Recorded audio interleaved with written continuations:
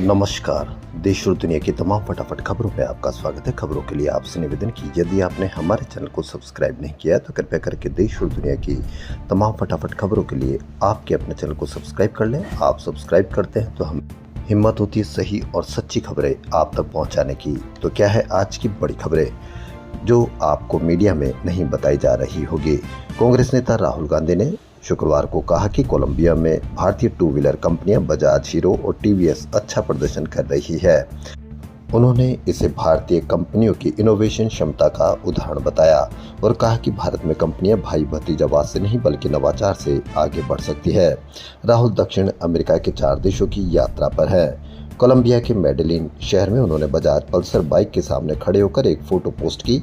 उन्होंने लिखा, बजाज, हीरो और टीवीएस को कोलंबिया में इतना अच्छा करते देखना गर्व की बात है।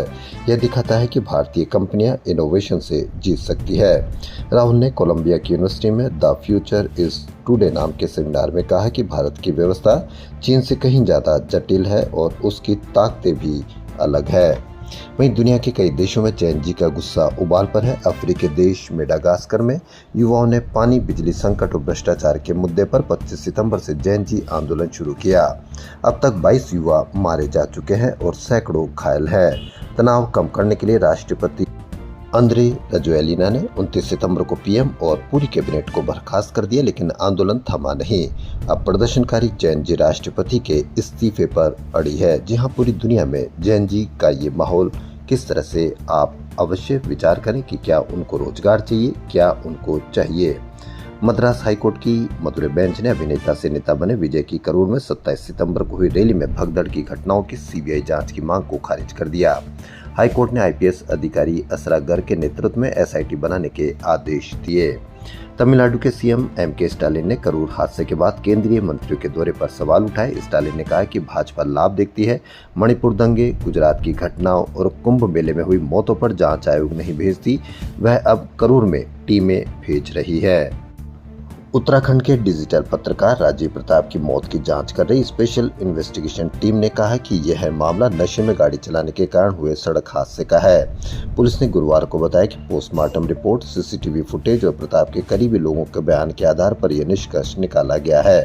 हालांकि अन्य पहलुओं की भी जाँच जारी है। राजीव प्रताप देहरादून के रहने वाले थे और उत्तरकाशी में रह रहे थे। वे 18 सितंबर की रात से लापता थे। 28 सितंबर को उनका शव जोशियाड़ा बैराज से मिला था। उनके परिवार ने हत्या की आशंका जताई थी, लेकिन जांच रिपोर्ट में अब अलग ही बात सामने आई है। अमेरिका के कैलिफोर्निया प्रांत के एल सेगुंडो स्थित शेवरॉन रिफाइनरी में गुरुवार देर रात भीषण आग लग गई। ये रिफाइनरी जेट फ्यूल समेत अन्य पेट्रोलियम उत्पाद तैयार करती है। ब्रिटेन के मैनचेस्टर में दशकों से यहूदी और मुस्लिम साथ रहते आए, लेकिन गुरुवार को याम किप्पुर जैसे पवित्र दिन हुए हमले से चिंता बढ़ गई है। क्रमसल इलाके में यहूदी धर्मस्थल के बाहर 35 वर्षीय जिहाद अल-शामी ने हमला कर दिया। स्टार वेटलिफ्टर मीराबाई चांद वर्ल्ड वेटलिफ्टिंग चैंपियनशिप में सिल्वर मेडल जीता। उन्होंने 48 किलो वर्ग में कुल 199 किलो वजन, 84 किलो स्नैच और 115 किलो क्लीन एंड जर्क उठाया। इस स्पर्धा में उनका तीसरा मेडल है। 2017 में गोल्ड, 2022 में सिल्वर जीता था।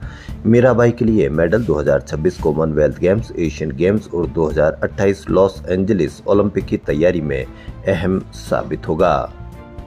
मुख्य निर्वाचन आयुक्त ज्ञानेश कुमार और निर्वाचन आयुक्त विवेक जोशी व एस एस संधू 4 और 5 अक्टूबर को पटना दौरे पर रहेंगे। इस दौरान वे राजनीतिक दलों के प्रतिनिधियों और राज्य के शीर्ष अधिकारियों के साथ बैठक कर तैयारियों की समीक्षा करेंगे।